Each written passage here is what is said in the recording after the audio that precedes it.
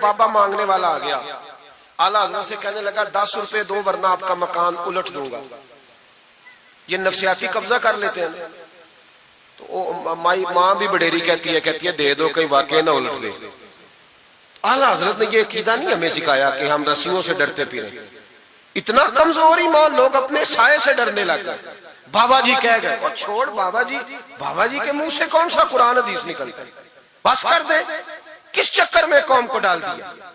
اعلیٰ حضرت رحمت اللہ علیہ دروازے پہ کھڑے، فکر رضا سیمینار ہے نا، تو سنو پھر فکر رضا کیا ہے، سنو پھر یہ رضا کے نیزے کی مار ہے کہ عدو کے سینے میں غار ہے، کسے چارہ جوئی کا وار ہے کہ یہ وار وار سے پار ہے۔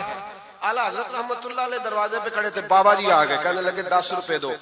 10 روپے کا معنی اس زمانے میں یہی تھا جو آج 10,000 کا معنی ہے۔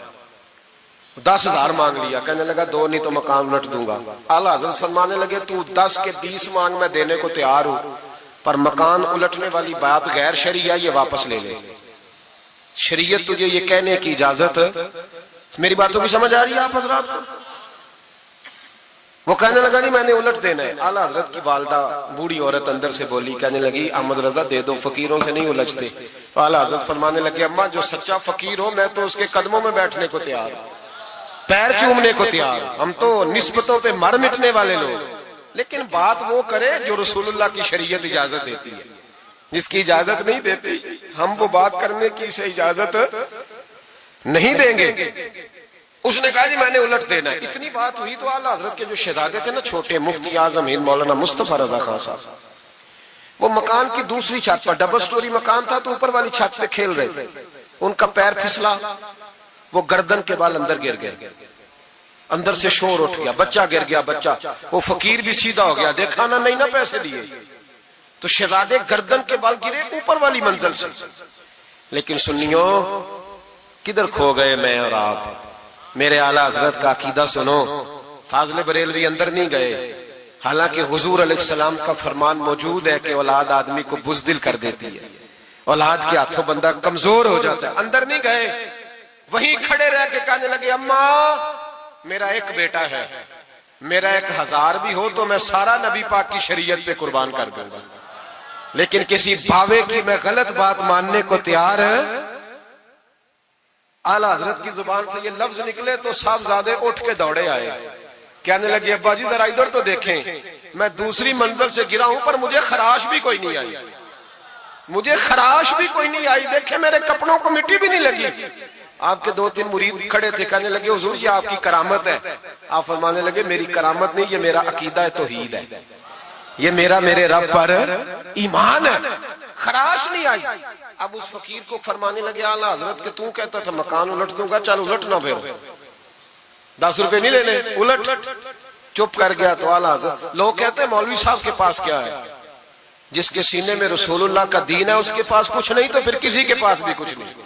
ہاں ذمہ داری سے کہہ رہا ہوں، کسی کے پاس کچھ نہیں، اگر جس کے سینے میں قرآن و سنت کا نور ہے اگر اس کے پاس ہی کچھ نہیں۔ سنو، اعلیٰ حضرت نے اپنا جوتا الٹ دیا، فرمانے لگے اگر طاقت ہے تو میرا جوتا سیدھا کر کے دکھا۔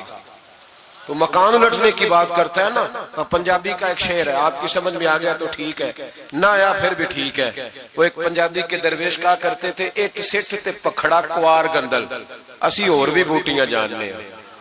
پتہ ہے ہمیں سارے گروہ کا ہے، چلو کرامت نہ دکھائیں تو بات الگ ہے، پر خبر ہمیں ہے۔ فرمایا چلو سیدھا کرو، اس نے پورا زور لگایا پر جوتا سیدھا، پسینے آ گئے تو کہنے لگا جی میں معافی مانگتا ہوں، آج کے بعد ایسی بات نہیں کروں گا۔ اعلیٰ حضرت ولی تھے تو ولی سخی ہوتا ہے، جیب سے ہاتھ نکالنے، فرمایا تو 10 مانگتا تھا، اللہ 20 لے کے جا، لیکن غیر شرعی بات خدا را بس کرو، جو ہمیں ہمارے بزرگوں نے نظریات دیے ان پر قائم رہو۔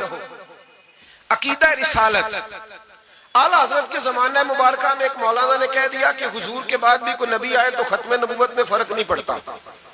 توجہ ہے میری بات پر؟ ادھر دیکھو میری طرف۔ اعلیٰ حضرت نے پتہ کیا جواب دیا؟ اعلیٰ حضرت فرمانے لگے تو کہتا ہے آ جائے تو فرق نہیں پڑتا، ہم کہتے ہیں آئے کیوں حضور کے بعد؟ ہمیں ضرورت ہی کوئی نہیں، ہمیں کوئی حضور نے کمی چھوڑی، ہمیں حاجت ہی نہیں، آئے کیوں؟ اعلیٰ حضرت نے فتویٰ کفر دیا۔ ایک مولانا اٹھے تو کہنے لگے جیسا علم نبی پاک کو ہے ویسا جانوروں پاگلوں سب کو ہے. پھر وہ کہنے لگے میری بات کا یہ مطلب تھا وہ مطلب تھا، سچے دل سے بڑے ٹھنڈے دماغ سے. دیکھیں میں کوئی اونچا نہیں بول رہا، کوئی جوش میں نہیں ہوں. دیکھو ایک بندہ کہتا ہے جیسا علم نبی پاک کو مثال دیتا ہے کہ ایسا عطائی علم تو جانوروں پاگلوں سب کو حاصل ہے. وہ کہتا ہے میرا یہ مطلب ہے میرا وہ. ہمارا سوال یہ ہے کہ تجھے یہ بات کہنے کی ضرورت کیا ہے؟ بولے ہے کوئی ضرورت؟ نہیں تسی بول دے نہیں یار، ہاں تو کر دے. ہے کوئی ضرورت؟ بھئی مطلب جو بات میں بیان کرنا ہے کہ یہ مطلب تھا تو وہ مطلب تھا تو یہ بات کہنی چاہیے. کیوں کہی؟ اعلیٰ حضرت رحمت اللہ علیہ فرمانے لگے تو پاگل ہو گیا، قرآن نہیں پڑھتا. وَعَلَّمَكَ مَا لَمْ تَكُنْ تَعْلَمْ. اللہ فرماتے ہیں محبوب جو آپ نہیں جانتے تھے میں نے سارا ہی آپ کو سکھا دیا ہے. فرمایا جس کا استاد رب ہو اسے کوئی کمی رہتی ہے؟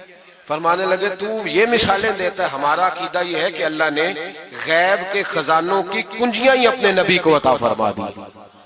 ایک مولانا اور اٹھے کہنے لگے نماز میں نبی پاک کا خیال آئے تو نماز ٹوٹ جاتی ہے. لوگ کہتے ہیں لڑو نہ. ہم نہیں لڑ رہے بھائی، ہم تو امت کو اکٹھا کرنا چاہتے ہیں. لیکن ادھر دیکھو نا، آپ کے سامنے کوئی بندہ کھڑا ہو کے کہہ دے کہ نبی پاک کا خیال آئے تو نماز ٹوٹ جاتی ہے، تو آپ اس کے گلے میں پھولوں کا ہار ڈالیں گے؟ کیوں؟ مربت کرو نا. مربت کا درس دے رہے ہو، مربت کرو. چلے آپ کو ایک مثال دیتا ہوں بڑی سادی. اس نے کہا جی حضور کا خیال آئے تو نماز ٹوٹ جاتی ہے. نماز میں آپ درود شریف کے بعد دعا پڑھتے ہیں. دعا کون سی ہے؟ ربنا اغفر لی. آتی ہے نا آپ سب کو؟ پڑھیے ذرا ربنا اغفر لی. اس کا ترجمہ کیا ہے؟ یا اللہ مجھے بھی بخش دے اور میرے ماں باپ کو بھی. تو جب یہ دعا مانگی تو ابا جی کا خیال نماز میں آیا کہ نہیں آیا؟ اماں جی کا؟ سنی تھوڑا سا اگر آپ سمجھے نا، میرا سنی ایک ہی بات کرتا ہے. جب اس سے کوئی بندہ مسئلہ پوچھتا ہے نا تو سنی کہتے ہیں میں تو پڑھا ہوا ہی نہیں. او خدا کے بندے آج پڑھ کے جانا ساری محفل، اور آئندہ جمعہ بھی اپنے خطیب کے پاس پڑھنا ذرا دھیان سے، پھر اگلا بھی پڑھنا. پھر تو انشاءاللہ کہے گا نہیں میں پڑھا ہوا نہیں. بھائی نماز میں آیت پڑھتے ربنا اغفر لی تو ابا جی کا خیال آتا ہے کہ نہیں؟ تو نماز ٹوٹ گئی کہ رہ گئی؟ اماں جی کا خیال آتا ہے کہ نہیں؟ اعلیٰ حضرت فرمانے لگے اگر تیرا باپ جو بے نمازی ہو، ان پڑھ ہو، اس کا خیال آنے سے نماز نہیں ٹوٹتی تو پھر سن ہمارا عقیدہ کیا ہے. تو کہتا ہے نبی پاک کا خیال آ جائے تو نماز ٹوٹ جاتی ہے.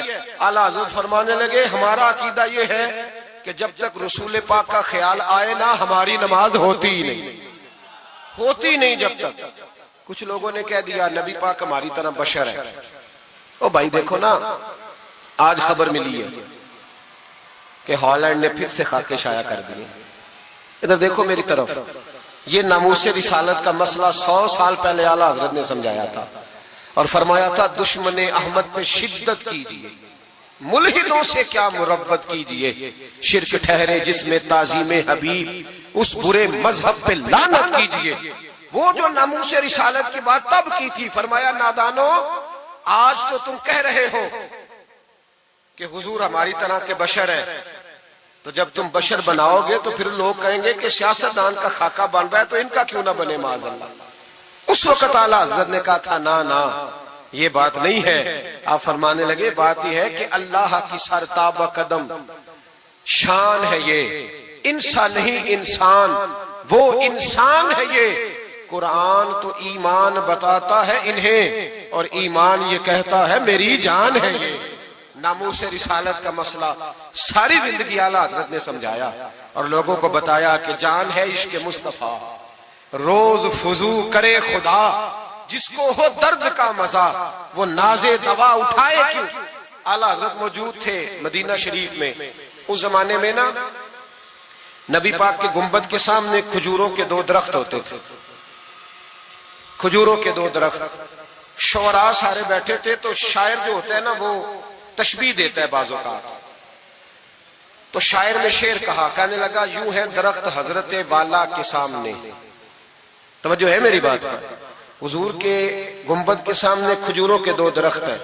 شاعر نے شعر لکھا یوں ہے درخت حضرت والا کے سامنے، مجنو کھڑا ہو خیمہ لیلا کے سامنے.